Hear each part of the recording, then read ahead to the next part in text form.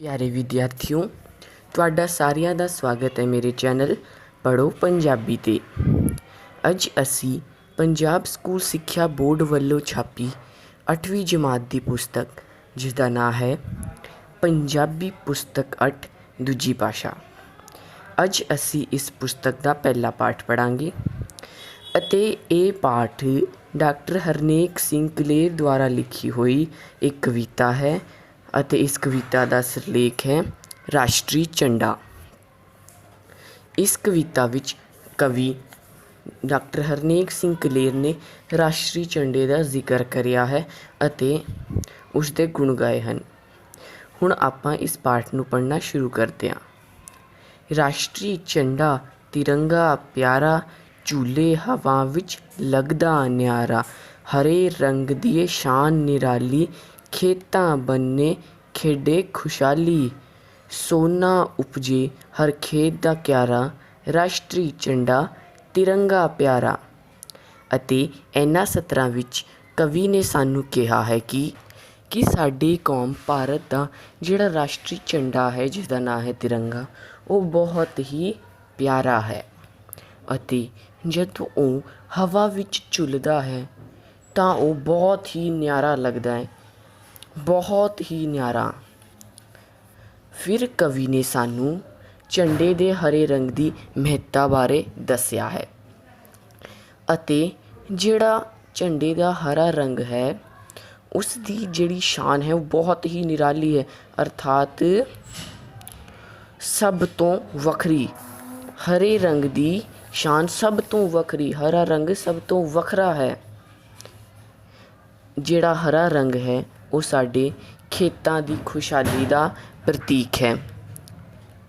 ਹਰਾ ਰੰਗ ਇਹ ਦਰਸਾਉਂਦਾ ਹੈ ਕਿ ਸਾਡੇ ਭਾਰਤ ਦੇ ਖੇਤ ਸੋਨਾ ਉਪਜੇ, ਅਰਥਾਤ ਬਹੁਤ ਚੰਗੀ ਫਸਲ ਹੋਏ।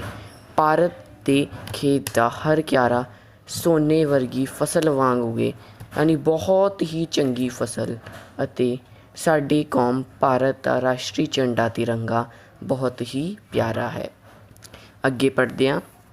ਅਮਨ ਦੀ ਨਿਸ਼ਾਨੀ ਰੰਗ ਹੈ ਚਿੱਟਾ, ਜਿਉ ਤੇ ਜੀਣ ਦਿਓ ਮੇਵਾ ਹੈ ਮਿੱਠਾ, ਵਗਦੀ ਰਹੇ ਸਦਾ ਸ਼ਾਂਤੀ ਦੀ ਧਾਰਾ, ਰਾਸ਼ਟਰੀ ਝੰਡਾ ਤਿਰੰਗਾ ਪਿਆਰਾ।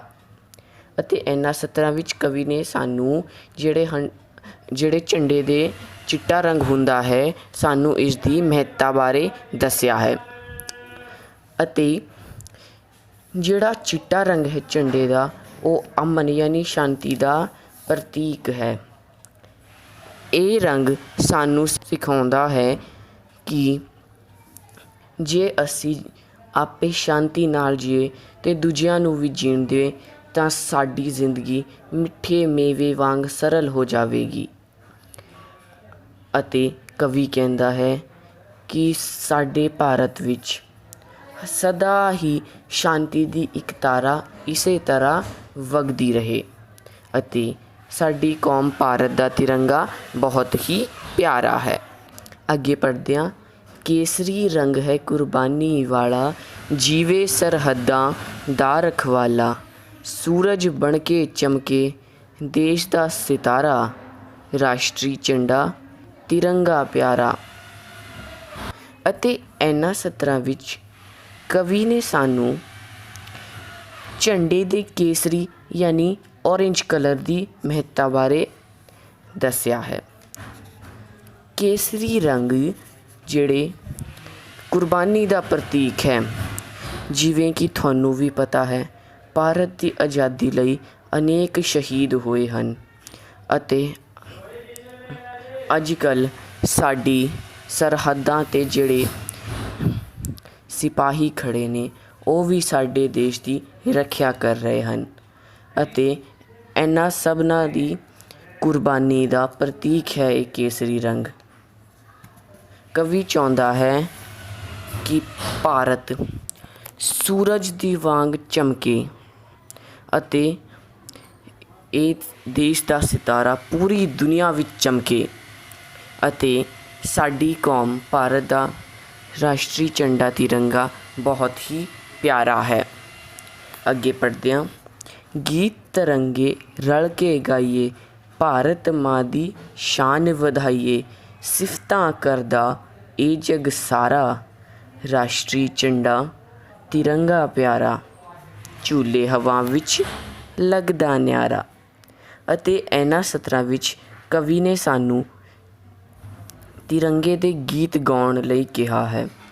ਕਵੀ ਚਾਹੁੰਦਾ ਹੈ ਕਿ ਅਸੀਂ ਸਾਰੇ ਇਸ ਤਿਰੰਗੇ ਦੀ ਮਹਿਮਾ ਵਿੱਚ, ਇਸ ਦੀ ਉਸਤਤ, ਇਸ ਦੀ ਪ੍ਰਸ਼ੰਸਾ ਵਿੱਚ ਗੀਤ ਗਾਈਏ, ਝੰਡੇ ਦੇ ਗੀਤ ਗਾਈਏ ਅਤੇ ਅਸੀਂ ਸਾਰੇ ਸਾਡੀ ਭਾਰਤ ਮਾਂ ਦੀ ਸ਼ਾਨ ਵਧਾਈਏ। ਭਾਰਤ ਅਤੇ ਉਸ ਦੇ ਰਾਸ਼ਟਰੀ ਝੰਡੇ ਦੀ ਸਿਫਤ ਯਾਨੀ ਤਾਰੀਫ ਸਾਰਾ ਜੱਗ ਕਰਦਾ ਹੈ ਅਤੇ ਇਸ 'ਤੇ ਸਾਨੂੰ ਅਤੇ ਤੁਹਾਨੂੰ ਸਭਨਾਂ ਨੂੰ ਮਾਣ ਹੋਣਾ ਚਾਹੀਦਾ ਹੈ। ਅਤੇ ਸਾਡੀ ਕੌਮ ਦਾ ਤਿਰੰਗਾ ਬਹੁਤ ਹੀ ਪਿਆਰਾ ਹੈ। ਹਾਂ ਤਾਂ ਬੱਚਿਓ, ਇਹ ਸੀ ਇਸ ਕਵਿਤਾ ਦੇ ਸਰਲ ਅਰਥ। ਹੁਣ ਅਸੀਂ ਇਸ ਦੇ ਪਾਠ ਅਭਿਆਸ ਕਰਦੇ ਹਾਂ। ਅਤੇ ਸਭ ਤੋਂ ਪਹਿਲਾਂ ਹੈ ਪ੍ਰਸ਼ਨਾਂ ਦੇ ਉੱਤਰ ਦਿਓ। ਪਹਿਲਾ ਹੈ ਜੀ, ਰਾਸ਼ਟਰੀ ਝੰਡੇ ਨੂੰ ਤਿਰੰਗਾ ਕਿਉਂ ਕਹਿੰਦੇ ਹਨ? ਇਸ ਦਾ ਉੱਤਰ ਹੈ, ਰਾਸ਼ਟਰੀ ਝੰਡੇ ਵਿੱਚ 3 ਰੰਗ ਹੋਣ ਕਰਕੇ ਇਸ ਨੂੰ ਤਿਰੰਗਾ ਕਿਹਾ ਜਾਂਦਾ ਹੈ। ਅਗਲਾ ਪ੍ਰਸ਼ਨ ਹੈ, ਹਰਾ ਰੰਗ ਕਿਸ ਗੱਲ ਦਾ ਪ੍ਰਤੀਕ ਹੈ? ਇਸ ਦਾ ਉੱਤਰ ਹੈ, ਹਰਾ ਰੰਗ ਖੇਤਾਂ ਦੀ ਖੁਸ਼ਹਾਲੀ ਦਾ ਪ੍ਰਤੀਕ ਹੈ। ਅਗਲਾ ਪ੍ਰਸ਼ਨ ਹੈ, ਅਮਨ ਦੀ ਨਿਸ਼ਾਨੀ ਕਿਹੜਾ ਰੰਗ ਦਰਸਾਉਂਦਾ ਹੈ? ਇਸ ਦਾ ਉੱਤਰ ਹੈ, ਚਿੱਟਾ ਰੰਗ ਅਮਨ ਦੀ ਨਿਸ਼ਾਨੀ ਦਰਸਾਉਂਦਾ ਹੈ। ਫਿਰ ਹੈ ਜੀ, ਕੇਸਰੀ ਰੰਗ ਕਿਸ ਗੱਲ ਦਾ ਪ੍ਰਤੀਕ ਹੈ? ਇਸ ਦਾ ਉੱਤਰ ਹੈ, ਕੇਸਰੀ ਰੰਗ ਕੁਰਬਾਨੀ ਦਾ ਪ੍ਰਤੀਕ ਹੈ। ਫਿਰ ਹੈ ਖਾਲੀ ਥਾਵਾਂ ਭਰੋ ਅਤੇ ਪਹਿਲਾ ਹੈ, ਰਾਸ਼ਟਰੀ ਝੰਡਾ ਦੇਸ਼ ਪਿਆਰਾ। ਇੱਥੇ ਆਵੇਗਾ ਤਿਰੰਗਾ। ਫਿਰ ਹੈ ਜੀ, ਹਰੇ ਰੰਗ ਦੀ ਡੈਸ਼, ਇੱਥੇ ਆਏਗਾ ਸ਼ਾਨ ਨਿਰਾਲੀ। ਫਿਰ ਹੈ ਡੈਸ਼ ਰੰਗ ਹੈ ਚਿੱਟਾ, ਅਮਨ ਦੀ ਨਿਸ਼ਾਨੀ ਰੰਗ ਹੈ ਚਿੱਟਾ।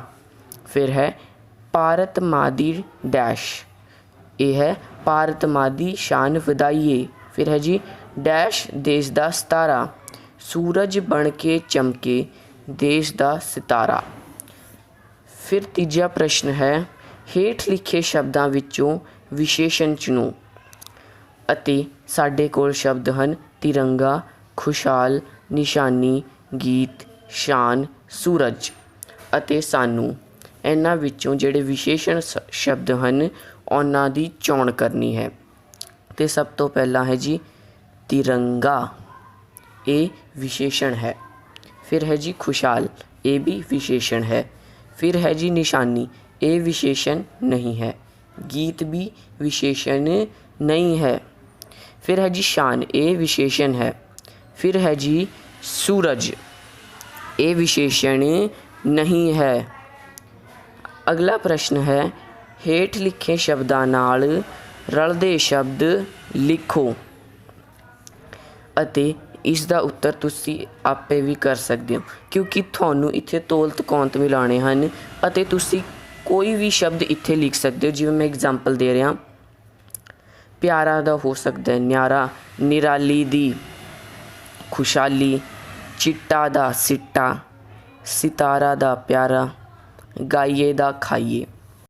ਪੰਜਵਾਂ ਪ੍ਰਸ਼ਨ ਹੈ, ਪ੍ਰਸ਼ਨਾਂ ਦੇ ਉੱਤਰ ਦਿਓ। ਪਹਿਲਾ ਹੈ, ਹਰੇ, ਚਿੱਟੇ ਅਤੇ ਕੇਸਰੀ ਰੰਗ ਦੀ ਕੀ ਮਹੱਤਤਾ ਹੈ? ਇਸ ਦਾ ਉੱਤਰ ਹੈ, ਹਰਾ ਰੰਗ ਖੇਤਾਂ ਦੀ ਖੁਸ਼ਹਾਲੀ ਦਾ ਪ੍ਰਤੀਕ ਹੈ। ਚਿੱਟਾ ਰੰਗ ਅਮਨ ਅਤੇ ਸ਼ਾਂਤੀ ਦਾ ਪ੍ਰਤੀਕ ਹੈ ਅਤੇ ਕੇਸਰੀ ਰੰਗ ਸਾਡੇ ਦੇਸ਼ ਦੇ ਸ਼ਹੀਦਾਂ ਅਤੇ ਸੈਨਿਕਾਂ ਦੀ ਕੁਰਬਾਨੀ ਦਾ ਪ੍ਰਤੀਕ ਹੈ। ਅਗਲਾ ਪ੍ਰਸ਼ਨ ਹੈ, ਕਵੀ ਨੇ ਕਿਹਨਾਂ ਸਤਰਾਂ ਵਿੱਚ ਭਾਰਤ ਪ੍ਰਤੀ ਪਿਆਰ ਪ੍ਰਗਟ ਕੀਤਾ ਹੈ? ਅਤੇ ਇਸ ਦਾ ਉੱਤਰ ਹੈ ਇਹ, ਗੀਤ ਤਿਰੰਗੇ ਰਲ ਕੇ ਗਾਈਏ, ਭਾਰਤ ਮਾਂ ਦੀ ਸ਼ਾਨ ਵਧਾਈਏ, ਸਿਫਤਾਂ ਕਰਦਾ ਇਹ ਜਗ ਸਾਰਾ, ਰਾਸ਼ਟਰੀ ਝੰਡਾ ਤਿਰੰਗਾ ਪਿਆਰਾ। ਤੁਸੀਂ ਕਵਿਤਾ ਦਾ ਇਹ ਆਖਰੀ ਪੈਰਾ ਇਸ ਦੇ ਉੱਤਰ ਵਿੱਚ ਲਿਖ ਲੈਣਾ ਹੈ। ਅਗਲਾ ਪ੍ਰਸ਼ਨ ਹੈ, ਖੇਤਾਂ ਵਿੱਚ ਖੁਸ਼ਹਾਲੀ ਕਿਵੇਂ ਟਹਿਕ ਰਹੀ ਹੈ? ਇਸ ਦਾ ਉੱਤਰ ਹੈ, ਖੇਤਾਂ ਵਿੱਚ ਖੁਸ਼ਹਾਲੀ ਹਰੀਆਂ ਭਰੀਆਂ ਫਸਲਾਂ ਦੇ ਰੂਪ ਵਿੱਚ ਟਹਿਕ ਰਹੀ ਹੈ। ਖੇਤ ਦਾ ਹਰ ਕਿਆਰਾ ਸੋਨੇ ਵਰਗੀ ਫਸਲ ਨਾਲ ਉਪਜ ਰਿਹਾ ਹੈ ਅਤੇ ਹਰੀਆਂ ਭਰੀਆਂ ਫਸਲਾਂ ਖੇਤਾਂ ਵਿੱਚ ਲਹਿਰਾ ਰਹੀਆਂ ਹਨ। ਚੌਥਾ ਪ੍ਰਸ਼ਨ ਹੈ, ਤੁਸੀਂ ਰਾਸ਼ਟਰੀ ਝੰਡੇ ਬਾਰੇ ਹੋਰ ਕੀ ਜਾਣਕਾਰੀ ਰੱਖਦੇ ਹੋ? ਇਸ ਦਾ ਉੱਤਰ ਹੈ, ਰਾਸ਼ਟਰੀ ਝੰਡਾ ਕੇਸਰੀ, ਚਿੱਟਾ ਅਤੇ ਹਰੇ ਰੰਗ ਦਾ ਬਣਿਆ ਹੋਇਆ ਹੈ, ਜਿਸ ਵਿੱਚ ਕੇਸਰੀ ਰੰਗ ਕੁਰਬਾਨੀ ਦਾ, ਚਿੱਟਾ ਰੰਗ ਅਮਨ ਦਾ ਅਤੇ ਹਰਾ ਰੰਗ ਖੇਤਾਂ ਦੀ ਖੁਸ਼ਹਾਲੀ ਦਾ ਪ੍ਰਤੀਕ ਹੈ। ਰਾਸ਼ਟਰੀ ਝੰਡੇ ਨੂੰ 15 ਅਗਸਤ 'ਤੇ ਲਾਲ ਕਿਲ੍ਹੇ 'ਤੇ ਅਤੇ 26 ਜਨਵਰੀ ਨੂੰ ਰਾਜਪਥ 'ਤੇ ਲਹਿਰਾਇਆ ਜਾਂਦਾ ਹੈ। ਹੁਣ ਤੁਹਾਨੂੰ ਇਸ ਤੋਂ ਇਲਾਵਾ ਜੋ ਵੀ ਜਾਣਕਾਰੀ ਰਾਸ਼ਟਰੀ ਝੰਡੇ ਬਾਰੇ ਹੋਵੇ ਤੁਸੀਂ ਇੱਥੇ ਉਹ ਲਿਖ ਸਕਦੇ ਹੋ। ਫਿਰ ਹੈ ਜੀ ਅਗਲਾ ਪ੍ਰਸ਼ਨ, ਕਵਿਤਾ ਵਿੱਚ ਪ੍ਰਮੁੱਖ ਤੌਰ 'ਤੇ ਕੀ ਵਰਣਨ ਕੀਤਾ ਗਿਆ ਹੈ? ਇਸ ਦਾ ਉੱਤਰ ਹੈ, ਕਵਿਤਾ ਵਿੱਚ ਪ੍ਰਮੁੱਖ ਤੌਰ 'ਤੇ ਰਾਸ਼ਟਰੀ ਝੰਡੇ ਦਾ ਵਰਣਨ ਕੀਤਾ ਗਿਆ ਹੈ ਅਤੇ ਰਾਸ਼ਟਰੀ ਝੰਡੇ ਦੇ ਤਿੰਨਾਂ ਰੰਗ ਹਰੇ, ਚਿੱਟੇ ਅਤੇ ਕੇਸਰੀ ਰੰਗ ਦੀ ਮਹੱਤਤਾ ਬਾਰੇ ਵੀ ਦੱਸਿਆ ਗਿਆ ਹੈ। ਹੁਣ ਆਪਾਂ ਨੇ ਕਰ ਲਿਆ ਹੈ ਇਹ ਚੈਪਟਰ ਕੰਪਲੀਟ ਅਤੇ ਜੇ ਤੁਹਾਨੂੰ ਇਹ ਵੀਡੀਓ ਪਸੰਦ ਆਈ ਹੋਵੇ ਤਾਂ ਇਸ ਨੂੰ ਲਾਈਕ ਅਤੇ ਸ਼ੇਅਰ ਕਰੋ। ਜੇ ਤੁਹਾਨੂੰ ਕੋਈ ਸਵਾਲ ਪੁੱਛਣਾ ਹੋਵੇ ਤਾਂ ਜ਼ਰੂਰ ਕਮੈਂਟ ਕਰੋ ਅਤੇ ਸਾਡੇ ਚੈਨਲ ਨੂੰ ਸਬਸਕ੍ਰਾਈਬ ਕਰੋ ਅਤੇ ਬੈਲ ਆਈਕਨ ਨੂੰ ਵੀ ਦਬਾਓ। ਜੇ ਤੁਹਾਨੂੰ ਪੰਜਾਬੀ ਪੁਸਤਕ 8 ਦੂਜੀ ਭਾਸ਼ਾ ਦੀ PDF ਡਾਊਨਲੋਡ ਕਰਨੀ ਹੋਵੇ ਤਾਂ ਮੈਂ ਡਿਸਕ੍ਰਿਪਸ਼ਨ ਵਿੱਚ ਲਿੰਕ ਦਿੱਤਾ ਹੋਇਆ ਹੈ। ਧੰਨਵਾਦ।